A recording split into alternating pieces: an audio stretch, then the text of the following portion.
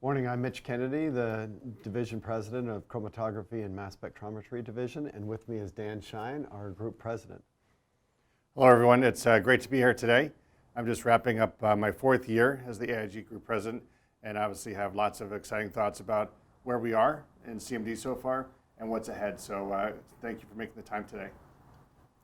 Thanks, Dan. Can you tell us a little bit about how the strap process works from the group level and how that then trickles down to what the divisions are assigned? Yeah, Mitch, when I think about the strap, a lot of it starts with our vision and our mission. So when I think about where is the company trying to get to in the next 5 to 10 years, we've set out a vision for 2030, and a lot of those feed back into our strap process. When you think about the strap, it's a 5-year period. So what do we want to get done in that 5-year window? What's the most important things? And basically, how do we stay the industry leader that we are today? Excellent. And so CMD, we have a strategy that's really 3 pillars, as you know. And the first pillar is that we want to continue to grow and expand our leadership in core technologies like mass spectrometry, inorganic mass spectrometry, as well as ion chromatography. But in addition to that, we know we have to win in routine. We need to take share from our competitors and earn those customers' respect and also their business. And in routine applications, that's really in contract testing labs for food and beverage, as well as things like hemp testing and increasing legalization of cannabis in the world, particularly in places like Canada, as well as the pharmaceutical industry, both biopharma as well as large pharma, where we know QC and QA labs utilize a tremendous amount of our technology, particularly GC and LC technology. I think you've touched on some really important things. When I think about what's most important, we've got an amazing customer set today, right? So you talk about the core, mass spectrometry, chromatography, spectroscopy, informatics. We've got a really strong customer base. We keep them super happy with great service. So I think that's really how you keep the core satisfied. We continue to be a technology leader. So how do we make the technology more and more relevant? Help them do their research, help them advance science. So I think the core is critical to winning, but also it's about growing adjacent markets. Right now, today, we're not very big in routine, right? We want to get bigger. We've talked about it for several straps. How do we really penetrate routine? It's hard. We've been trying to do it for a while. What I think about right now, we've got all the pieces. We've got a pharma services group. We've got amazing technology. We understand what our customers need in ways that we just didn't understand before. That's exactly right. If I could add a little bit, I think one of the things we're also going to do is take a different cut at that. So we've got the right product platform. Now what we are planning on, and Linda DeJesus, the leader of the HPLC business unit and also the chromatography consumables, so what we call our high performance chromatography systems business unit, or HPCS, that business is, and what Linda's leading, is really going to focus on a specific strategy for how we help those customers see that our products are the very best ones to help them improve on their productivity. And we know if we go in with that strategy of a much larger number of instruments being provided to them to demonstrate that in real time to them, we'll be successful. And we've proven that by partnering with PSG, or our pharmaceutical services group that you connected us with after the acquisition of Patheon. And in our Greenville, North Carolina site, we now have over 100 HPLCs that are demonstrating every day to our colleagues just how helpful they can be and how much more productivity a pharmaceutical manufacturing company can have by utilizing our platform technology. I think that's really important. I think when I think about how we've been successful with pharma services, Greenville, for example, it's really about understanding their needs. What testing are they trying to do at a detailed level in ways that we never understood before? We get unfiltered feedback. We put that back into our product development cycle. We make our products better. We communicate the message to other customers, and it's a really powerful cycle. So I think that's really something that's different. I think the needs of those customers are also changing. So we think about, can we use mass spec in QA, QC for pharma? The types of molecules they're making, biologics. How do we leverage our technology to help them do their work in ways they just haven't done before? Yeah, and a great example of that is the multi-attribute method that we've been helping to develop. And there's a consortium of pharmaceutical companies that's global. In fact, I visited a customer in China just 2 weeks ago that is part of that consortium, in addition to major customers here in America like Amgen and Genentech. And what they're using mass spectrometry technology to do is to actually test many different attributes of the molecules they're developing for drugs in the same way that it used to be done, where each one of those attributes was tested by a separate analytical method. And it takes all of those different analytical methods done in series in order to have the full test completed. It takes a lot of time, money, and frankly, technical effort to achieve that versus a single mass spectrometry run with the multi-attribute method. That also requires us to do software development in Chromeleon in order to have that in a regulated environment and to print out for the customer the report that is actually going to provide them all of that data. I think that leads into a really fascinating topic to explore a little bit more. When we think about scale, when I ran CMD, it was about 1.7 billion, and now we're about 2.5 billion, right? So we've grown our processes. We continue to use PPI to be more efficient. But when you think about scale and we think about software and digital, what are some of the things you're really focused on? I'm glad you asked, because scale and evolving to scale is one of our pillars in our strap. In fact, it's the third pillar. I mentioned the first two of growing and expanding the core and winning in routine, and evolving to scale is our third one. And it's critical because as we've gotten bigger, we also need to use more automation. We need to use things like a tool we have in the sales team, CPQ, to do better and more efficient quoting for our customers. We also need to look at our sites and making sure that how we ship product from one site like Germering to Bremen in order to aggregate and allow us to ship an LCMS system to the customer is combined together. And so we've got a instrument ordering logistics services and strategy business or project rather, that we're running within the business to improve how we deliver product to our customers in a more efficient manner, not only saving time for our customers, but significant money for the company. One of the big areas I see, just following on from that, and especially scale, is digital, right? When I think about digital, when I think about service, for our customers, there's so much we can do differently. The technology is changing, and we need to change with it. We've actually seen some early wins in our instrument enterprise services business. We've actually been able to avoid sending field service engineers to fix instruments. We've actually been able to fix it remotely by connecting the systems and actually seeing what the fault is. Or if we did have to send someone, we knew what was wrong, they had the right part, and they fixed it on the first visit. Really powerful. And that we call first time fix, and it's a major initiative within the division for 2020 and going forward, is that we up our service levels, that we give customers a better experience when they own an instrument. And instruments are going to break. They're high precision pieces of equipment that will have failures on occasion. The issue is, how fast do we respond to that? And do we take care of that customer so that their uptime is far exceeding any time that there may be unplanned downtime? And in that regard, Daniela Crampen, our new partner as the president of the Instrument and Enterprise Services Division, has been fantastic in working with us to really lay out a plan for 2020 that we improve our first time fix rate to our customers and we up our service levels in order to help us win in routine, but also to just give a better experience for our customers in the core. I think how we respond to our customers and getting first time fix is important. I look to the future, and when I think about a strap period, it's really about what do we need to do differently, right? How do we prevent that break in the first place? How do we know something's not quite right with the system? With an algorithm, kind of just looking at the data that's coming out of the system, said something's about to break. Let's send someone there now. So I think that's really the future. Yeah, absolutely, and I'll say that one thing we're doing across all of the portfolios of CMD is we're looking at how can we take some of the early learnings that we had in LSMS, where we have a wealth of data from the instrument on how it's performing, to tell us, is it drifting out of calibration? Is it beginning to see wear on parts that, like the vacuum pump is taking longer to get down in the vacuum?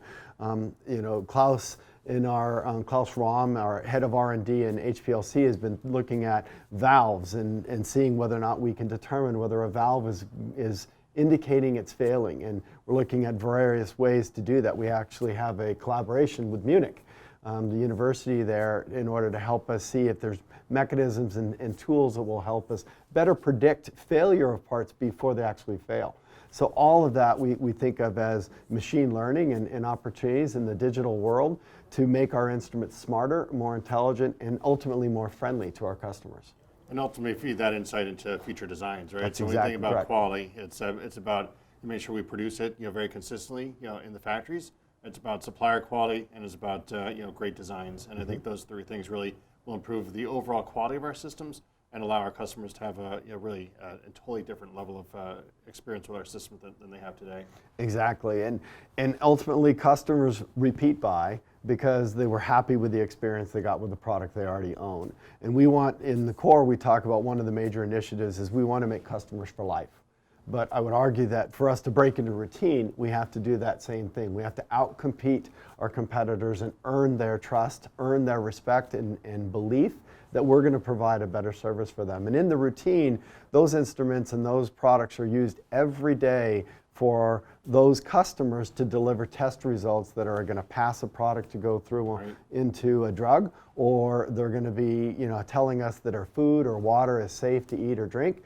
And we need to make sure that every result is accurate and it's on time because somebody's waiting on the other end for that answer.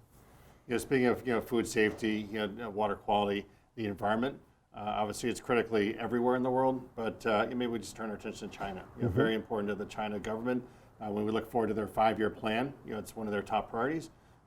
What's your recent experience been in China? You said you were just there a couple weeks ago.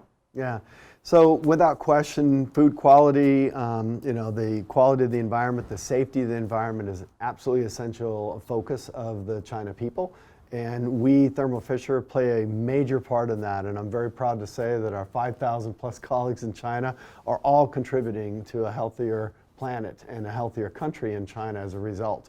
Our products are absolutely used all over, and one of the places that I visited was actually focused on traditional Chinese medicine. Oh, cool. And how our products are actually helping them to understand the active ingredients in traditional Chinese medicine, which formulations from one region to another actually are more effective and why. Right. And then after that, could we make a more concentrated version of that active ingredient that would be just a nutraceutical, something that you would eat or drink that just is available over the counter. But then beyond that, they're also looking at, could there then be a basis for a drug that would actually help the world to be healthier, because we could prescribe a drug that it was based on something that the Chinese people have known for hundreds or thousands of years.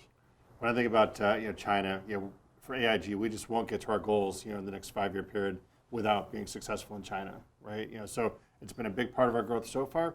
And I think the next 5 years it will be as well across AIG, chemical analysis with commodities, MSD with semiconductors, obviously the food safety, the environmental aspects, the drug research and pharma, in CMD. It's going to be a huge part of AIG, and it's great to hear that you've got lots of initiatives in CMD as well. Absolutely, and to your point, within CMD, our 5-year horizon, China contributes nearly 50% of the expected growth over that 5-year horizon. So China will absolutely be a focus for us, and we're very proud of the colleagues we have in China and how much they've helped us to grow so far over the last several years. And we know for the next 5, it's going to be an integral part of our growth plan. Great. So I think that's the most of what I had. Were there other topics you wanted to cover? Yeah, maybe you can tell me a little bit about how is Thermo Fisher looking for the future in 2020? Do we see any concerns about the economy? Is it anticipated that it's going to be similar, different? What are you hearing? Yeah, so we're just wrapping up the 2020 planning process. Generally, I think we see the markets fairly consistent, right? There'll be some ups, some downs, but we expect a very similar year to this year. I think it's been much different year 2019 than 2018. 2018, you remember, we grew almost 12%. Yeah. Right. So it's been a little bit not double digits this year, but we expect to be a similar year next year. What's really exciting is we've had some amazing product launches this year, and the way Thermo Fisher wins, it's about gaining share. It's about taking business away from our competitors, and great new products make that a lot easier. So I'm excited for 2020. I think we've got a lot of priorities lined up, and I think we'll execute at a very high level next year. Right. Excellent. And I know one thing that you've helped me to learn more about and to encourage all of our team to focus on is PPI and how we can simplify and improve. How do you think about PPI, Dan, from the standpoint of simplifying and improving? I think as a group, as a company, we can do so much more with PPI. There's stuff we walk by every day and we just don't see it, right? So. Yeah. I love when we have a new employee saying, what do you see? You've got a fresh set of eyes. Tell us what we're missing, right? And if somehow people that have been here 10, 20 years can have that same sort of insight, we'd be really amazing to kind of just take waste out and really spend time on what's really valuable, the stuff the customers really want us to work on. Yeah. So you may need to repeat that because of the noise in the background. Yeah. So I'll let her quiet it down, and then I'll ask you about PPI again. So Dan, one thing that I know you're passionate about, I'm passionate about, is PPI, and we've seen how much it can help us in the company. Can you tell me a little bit about PPI and the new trainings that we're seeing with regards to simplifying and using PPI to do things better? Yeah, I think when I think about PPI, there's a couple reasons it's so important to me. One is the more we save, by reducing waste, the more we can invest in growth drivers, adding salespeople, investing in R&D, improving our service with digital.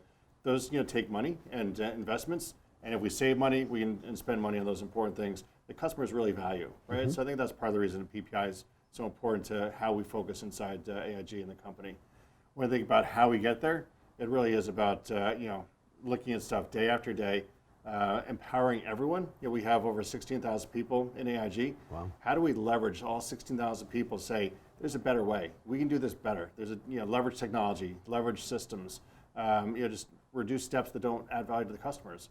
So I think really focusing on looking for a better way every day empowers our colleagues, makes them really feel important, and actually helps improve the way we serve our customers. Yeah, and I like the way you put it, a better way every day, because the reality is one of the things I've seen and I've observed since I've been with Thermo Fisher and we've been using PPI, repeatedly one of the feedback that we get on every PPI team is, I got to learn something new about the company.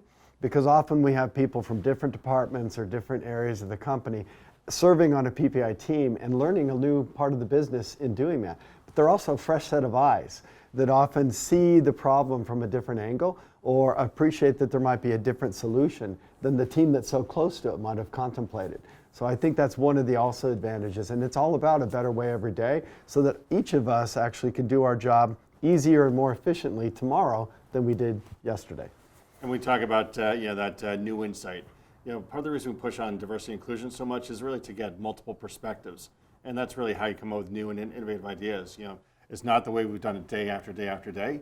Yeah. Have a diverse view of this is how things could be done, mm-hmm. and say let's try that. Let's give it a shot. Over half our workforce is millennial now, so I think they're used to kind of raising ideas. What really depresses me sometimes, I'll hear people say. I've made that recommendation before, no one implemented, right? So I think, let's make sure that we listen, right? Yeah. And that's what I talk about empowering and grassroots.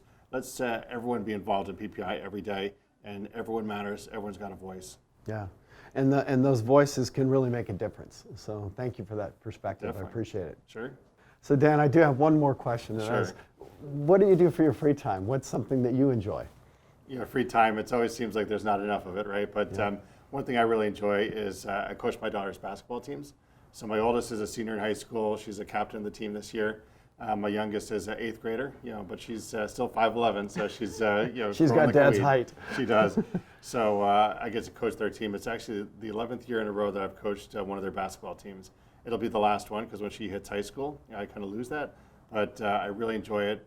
I love sports in general. It's about building a team, setting a goal, having everyone understand their roles and responsibilities.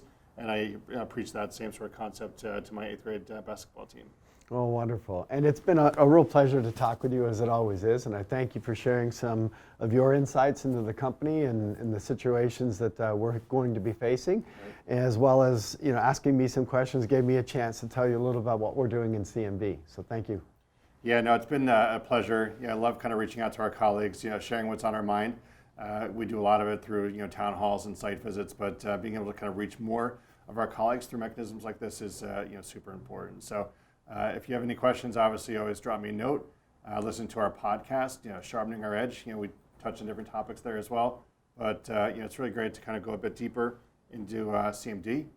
Obviously ran it for 4 years, and it's a big part of the group level role as well. So thank you for all our CMD colleagues. Thank you for all our AIG colleagues out there for what you do day in and day out for our customers, and making Thermo Fisher really an amazing place. Thank you. Thank you. And